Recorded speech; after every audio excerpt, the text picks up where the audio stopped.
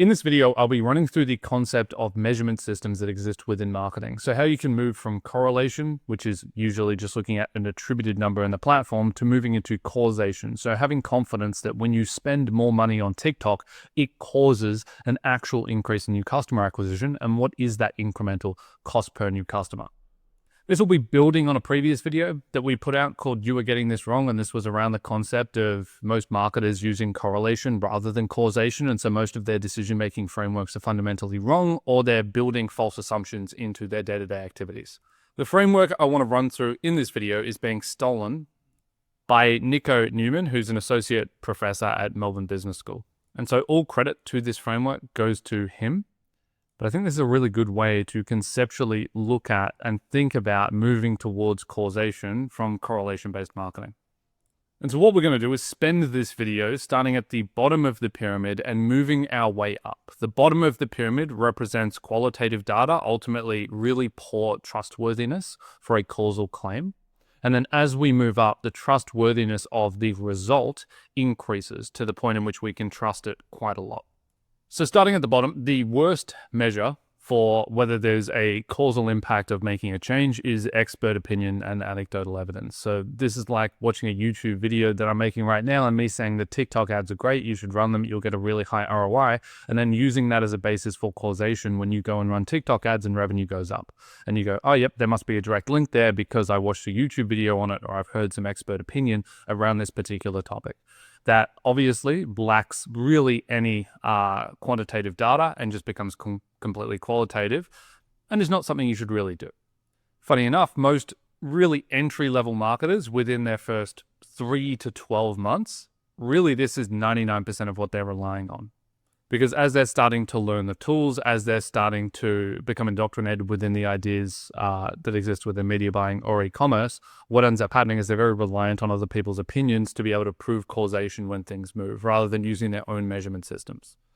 From here, we move up one step, and that's where we move into simple correlation, count or average, without adjusting for third variables. Now, what does this actually mean? Well, we can look at this in terms of attribution. So looking at a last click attribution model, but this is also making a change, might be a budget change, and then just looking at average sales before that change, average sales after the change. And so we're doing a very simple correlation analysis. Is sales higher or is it lower?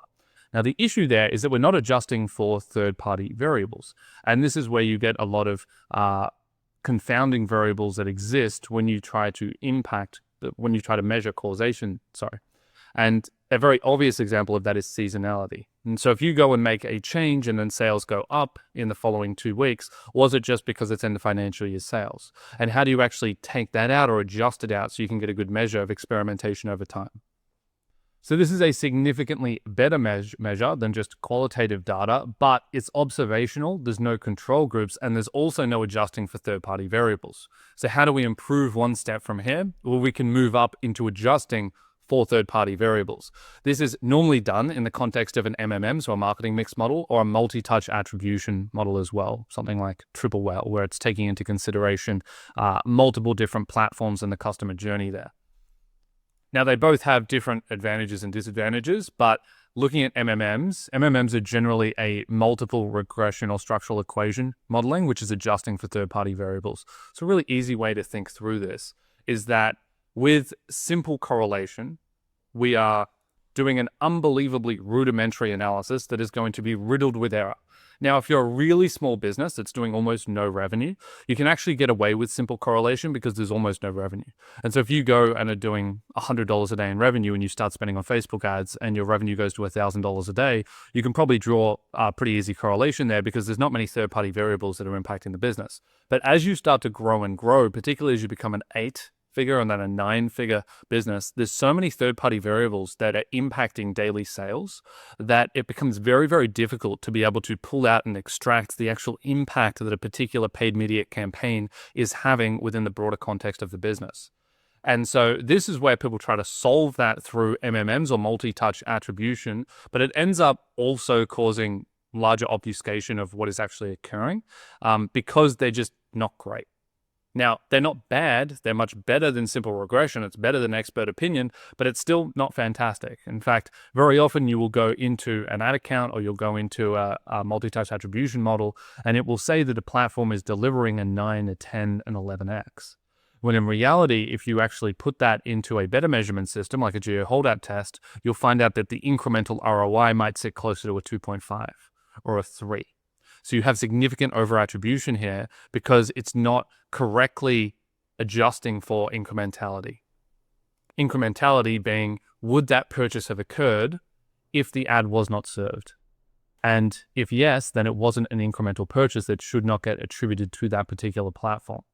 When we're looking at adjusting for third-party variables here, just to sit here for a little bit longer, in an MMM, the idea is that you're adjusting for as many factors as possible. And so a good example of this is that if you do a spend increase, and then after that spend increase, revenue went up, an MMM should take into consideration, well, was there a change in the product portfolio? Was there an increase in email cadence? Was there a change in audience targeting on Meta? Was there a change in seasons that generally causes lift here? And then with consideration of all of that, an MMM should be able to identify, actually, no, the revenue increase had nothing to do with the spend increase. It was because you increased email cadence and you did a product launch. And when you do those two things, revenue generally increases by about this amount. And that is what that revenue increase was caused by. And then we move up a step further. We move into the yellow zone.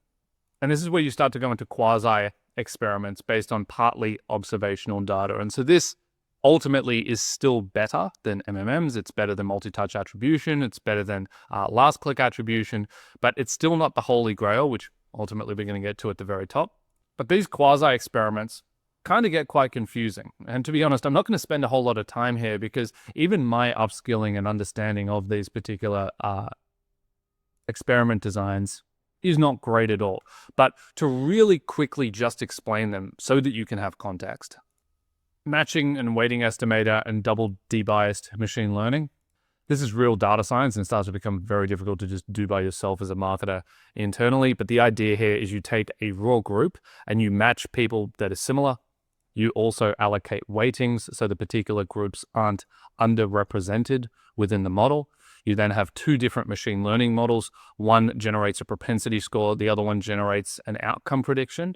And then using the two models, you look at the residuals of the two models and how they move together. And that gives you causation as the two models effectively negative out error together. They predict each other's error. Now, I explained that at a grade 5 level because my understanding of this is at a grade 5 level. Moving into difference in difference, this is easier to explain. So this is measuring the difference in the differences as you make a change within a particular campaign. You can use a model like causal impact to be able to measure difference in difference within an experiment. And so the idea here is that you take campaigns. Let's say you haven't ran TikTok before, and then you start running TikTok. And the idea is you future predict what revenue is going to be, and then you see whether there's a difference when TikTok is introduced. And if there is a difference, then you measure the difference, and then that is your lift associated with that change. And so if you make a large structural change, it allows you to measure the before and after without just looking at simple correlation or averages, but instead using a predictive model to what future revenue was going to be. And you can do that based on splitting states, etc. And then that allows you to have an output. The next one above that is regression discontinuity design.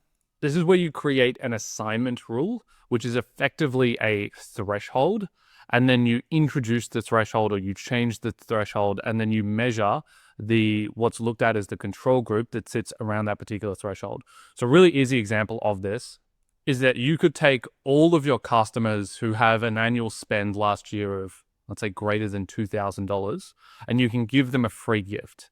And then what you would want to do in the next year, once you've told everyone about that, is compare the spend next year for those at 1,980 and those at 2,020. That's effectively a random control group. But what you're doing is you're measuring, do we get much lift from those above 2,000? Because they're getting placed with a new offer. And so you're taking effectively like a random sample size of people that are all clustered together, and you're treating half of them to some kind of difference and seeing whether they actually go and spend more. The common example that's given here is in exams. And so you go and take a class, anyone above a 70 score gets privately told before the exam or weeks before that, hey, by the way, if you get above 70, you will get some kind of gift, maybe a $50 voucher or something. Anyone below 70 does not get told that there's a $50 voucher if they get above a 70 score.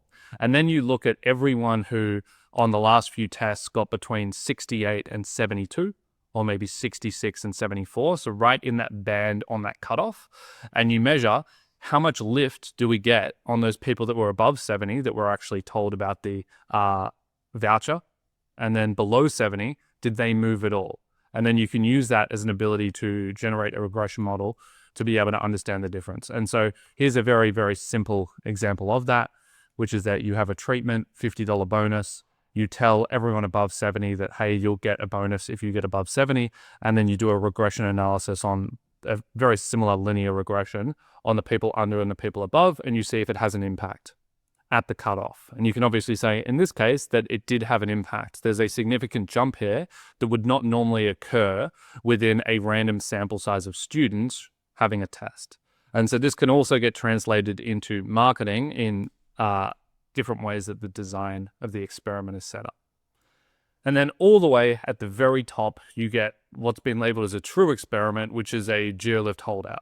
I won't go into geo-lift holdouts in too much detail because we've probably made 7 videos on the concept by now, but the basic premise here is that you are selecting ideally multiple states that can be predicted on future revenue using other states' performance. And then you make a change to those states. Maybe it's the introduction of TikTok spend. Maybe it's an increase in Advantage Plus spend. Maybe it's a switch in all of your attribution optimization to incremental attribution within a particular selection of states. And then using the counterfactual, being all of the other states that are predicting performance in real time, you can run that experiment and you get a control variable in conjunction with a treatment group, which gives you a direct incremental ROI or an ability to determine deviation from the expected range of outcomes over the course of a particular time period. Now, why are 99% of marketers, 99% of e-commerce brands stuck down here in just simple correlation and counting averages? And the reason being is that this is really ultimately kind of fine if you're a low 7-figure brand. You just don't have that much volume running through the business, and you just don't have many confounding factors that exist and different marketing efforts all going simultaneously or new product drops on an ongoing basis that you need to control for all of those variables. You're just probably too small, and so you can actually get away with that. But as you start to achieve scale, you need to go into better measurement systems because the obfuscation of what is actually occurring from all of these different marketing channels starts to increase in complexity. Now, even then, the reason why a lot of brands, particularly 8-figure and 9-figure brands, I've seen almost none of them ever running true geo-lift experiments over the course of the year, is because, number one, it requires a bit of an understanding as to how to actually structure and set these up so that you can get accurate results, which is a skill that doesn't currently lie in a lot of agencies, but I'm sure that will progress over time.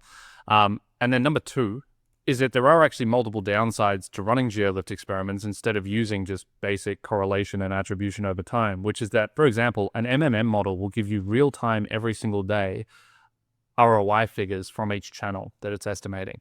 Whereas a geo-lift experiment will give you an ROI number at a specific time period in the past that may not hold accurate right now because ROI obviously fluctuates over time depending on a lot of different factors. And then on top of that, to get this read, you need to do a large budget swing in a particular area on a particular experiment. So you need to have the ability to take risks and to take big swings and also put experiment design in place that's going to lead to a higher success rate of actually running these experiments. Now, that is somewhat being solved for at the moment by Meta's native incremental attribution, which I think is fantastic because you're effectively always running holdouts because it's always holding out 10% of your target demographic and giving you a real-time incrementality read.